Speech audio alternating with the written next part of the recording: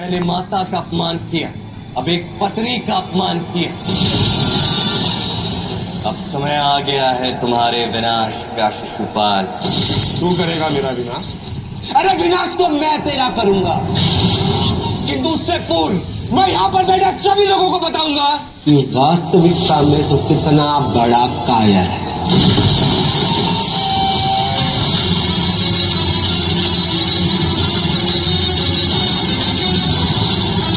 कोई दिव्य नहीं है ये। पाखंडी, ढोंगी, माखन चुराने वाला चोर है ये। मटकियां फोड़ने वाला उत्पाती। जब कन्याएं रात में स्नान करती है ना, तो उनके कपड़े चुराने वाला। अरे 2 कौड़ी का ग्वाला है तो। रात को अकेले कन्याओं के साथ रास लीला करने वाला भोगी है ये। रण से भागने वाला रणछोड़ है ये। कंस और जरासंध को छल से मारा था ना तूने छलिए। 16,000 पत्नियां हैं इसकी, फिर भी इसे राधा चाहिए।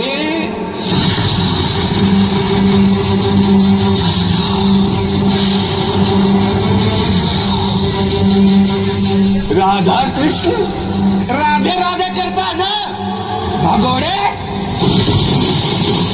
अंतिम अवसर है शिशुपाल, मौन हो जाओ और क्षमा मांगो।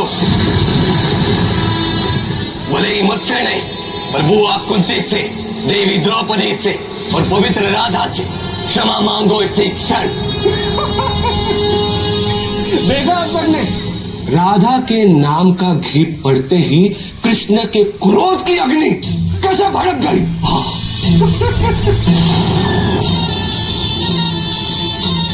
राधा राधा राधा राधा कृष्ण कृष्ण।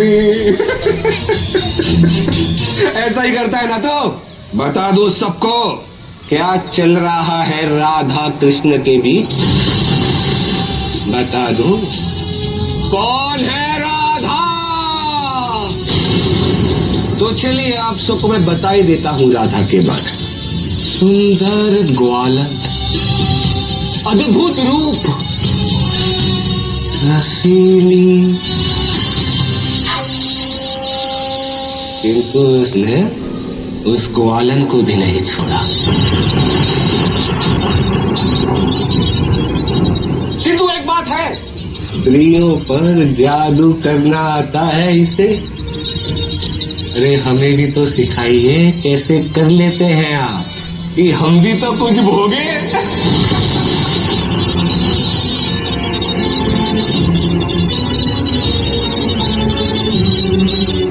किंतु इसमें और एक गुण है, इसके एक इशारे पे राधा दौड़ी दौड़ी आ जाती है।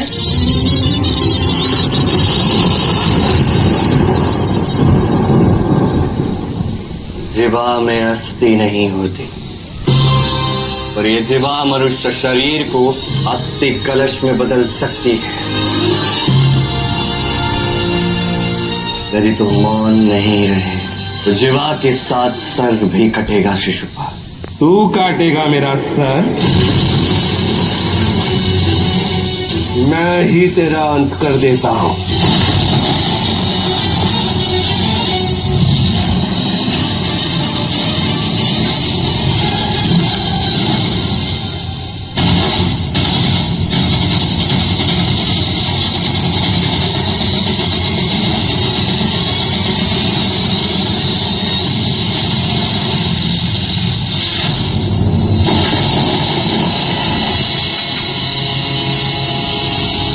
प्रयास कर लिए शिशुपाल।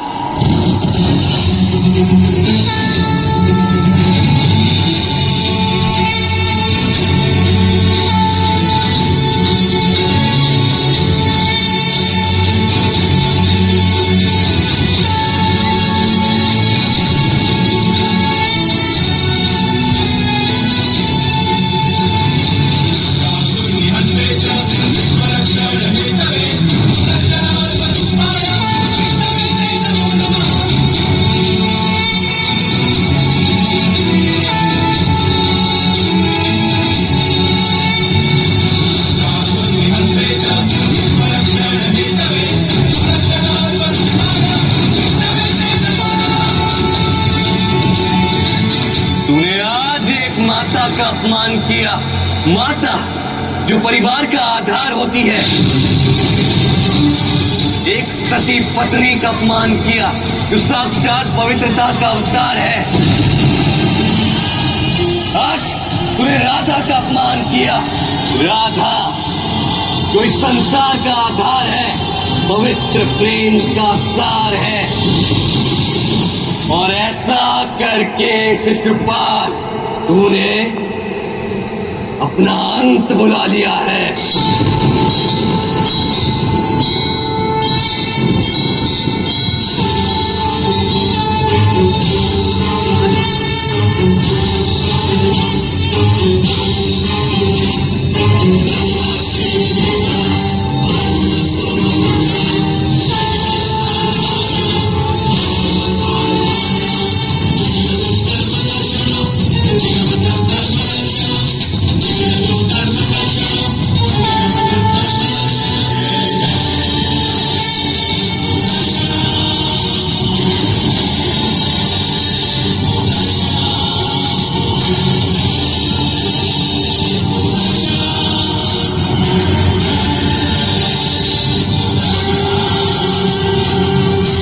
तुम तो मुझे मार नहीं सकते, मैं मरूं। मरण करो शिशुपाल, क्या वचन दिया था तुम्हारी माता को? हे नारायण, मेरी इच्छा है कि कृष्ण के विरुद्ध केवल एक गलती नहीं अपितु 100 गलती होने पर ही कृष्ण मेरे पुत्र शिशुपाल को मारे। तथास्तु। तेरे 100 अपराध पूर्ण हुए, अब तेरा जीवन काल पूर्ण हो चुका है।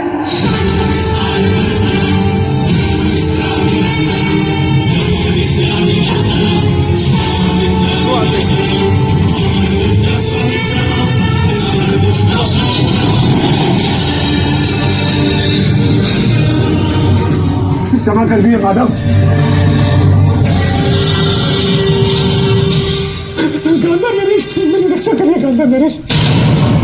देखे सब शिशुपाल को, ये वरदान से अमर हो सकता था, चक्रवर्ती सम्राट बन सकता था, पर नहीं, अपनी मूर्खता के कारण, अपनी जीवा पर नियंत्रण न रखने के कारण आज सब कुछ खो बैठा है। वचन का त्राण भी, दे के प्राण भी। तुम उदाहरण बनोगे शिशुपाल, कि जिसने अपनी जीवा पर नियंत्रण नहीं रखा, उसका अपने जीवन पर नियंत्रण नहीं होगा। महाबलशाली भीम, मेरी रक्षा करिए। सम्राट युधिष्ठिर, मेरी रक्षा कीजिए। तुम उदाहरण बनोगे, यदि वरदान के अहंकार में पाप किया तो वरदान भी श्राप बन जाता है।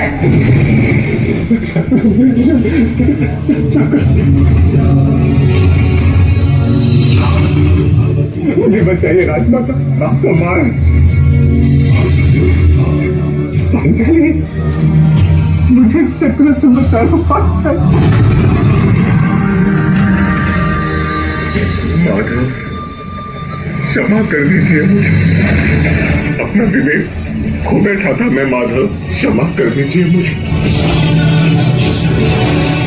क्षमा भूल की मिलती है शिशुपाल, अपराध के लिए केवल दंड होता है। मृत्यु तो निश्चित है तुम्हारी शिशुपाल, पर अंतिम क्षण पे क्षमा मांग रहे हो, इसलिए कुछ तो प्राप्त होगा ही। शिशुपाल, तूने सबको बताया राधा कौन है, अब मैं तुझे बताता कि राधा वास्तव में कौन है।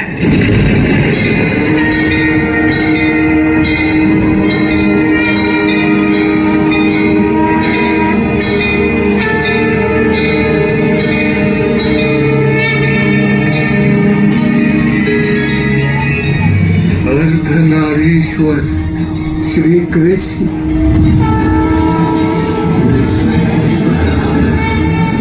अर्धनरेश्वर नहीं, कृष्णेश्वर राधा, राधेश्वर कृष्ण और कृष्णेश्वरी राधा।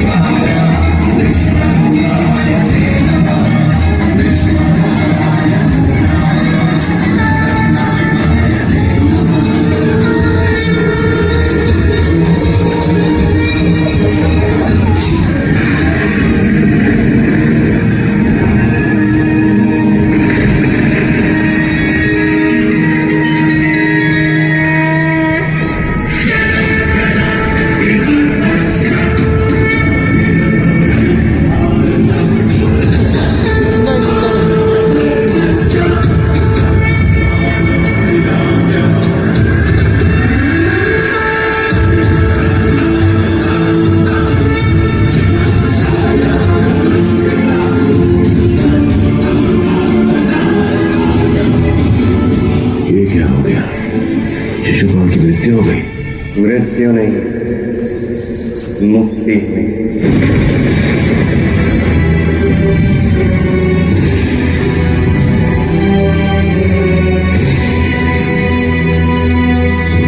ये यज्ञ भंग हो गया है। एक अतिथि की हत्या हुई है यहाँ पर। यज्ञ तो क्या, ये सभा, ये भूमि सब अपवित्र हो गई है। अब यहाँ कोई नहीं रुक सकता। किसने कहा ये स्थान अपवित्र है? अपराधी को दंड देने के लिए हर एक स्थान उचित स्थान होता है। जिस स्थान पर किसी पापी को मुक्ति मिलती है वो अपवित्र नहीं, शुभ स्थान होता है। अतिथि इस शब्द के पीछे नीति को नहीं दबाया जा सकता। अतिथि की एक सीमा होती है। वो अतिथि बनकर किसी के घर आकर उत्पात नहीं मचा सकता। घर की कन्याओं के साथ, माता के साथ, किसी की पत्नी के साथ दुर्व्यवहार नहीं कर सकता। उनके मान सम्मान को भंग नहीं कर सकता। और यदि वो करता है तो इसे सहा नहीं जा सकता। अतिथि की सेवा करना यजमान का कर्म है, पर यजमान का सम्मान करना भी अतिथि का धर्म है। शिशुपाल ने यहाँ अधर्म किया तो यजमान को अपना कर्म करना पड़ा। इसमें कुछ अनुचित नहीं। जो भी हुआ धर्मचार और युधिष्ठिर सम्राट है, ये बात अब सभी ने स्वीकार कर ली। किंतु मुझे ये राजा स्वीकार नहीं, और मेरी अनुमति के बिना यह यज्ञ संपूर्ण नहीं हुआ। दुर्योधन, ये बात तुमको तब कहनी चाहिए थी जब युधिष्ठिर ने सबकी सहमति मांगी थी। तब तुम मौन रहे। अब इसका कोई हल नहीं। ये हल नहीं, छल है ये। चलिए मामाश्री, एक क्षण नहीं रुकना मुझे यहाँ पर।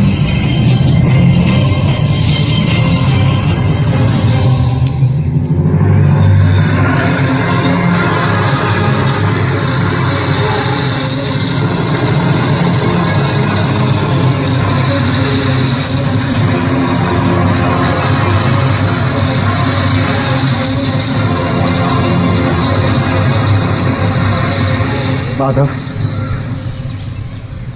आइए।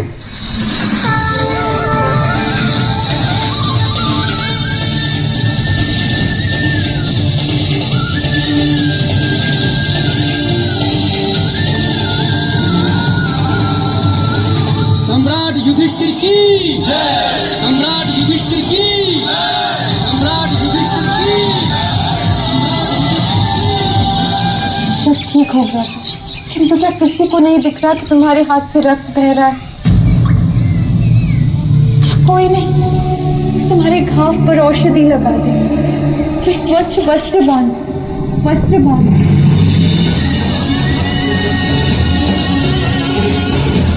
द्रौपदी, क्या अपने सखा के घाव का उपचार नहीं करोगे? उपचार नहीं करोगे?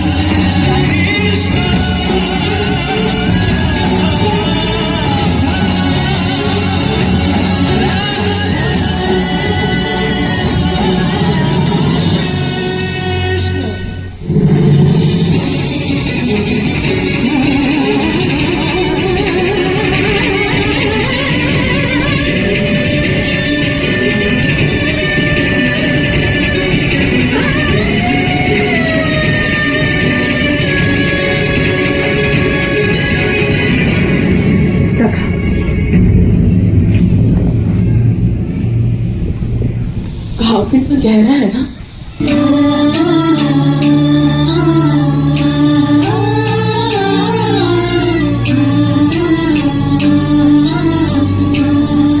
किंतु जो हुआ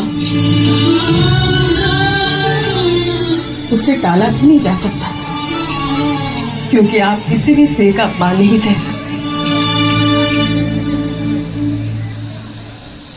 और ना राधा का।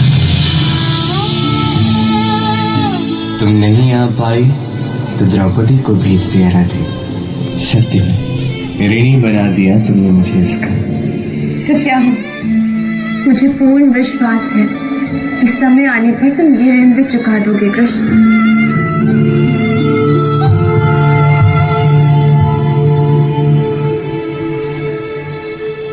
आज तुमने ये सिद्ध कर दिया द्रौपदी। कि केवल मैं ही तुम्हारा सखा नहीं, तुम ही मेरी सखी।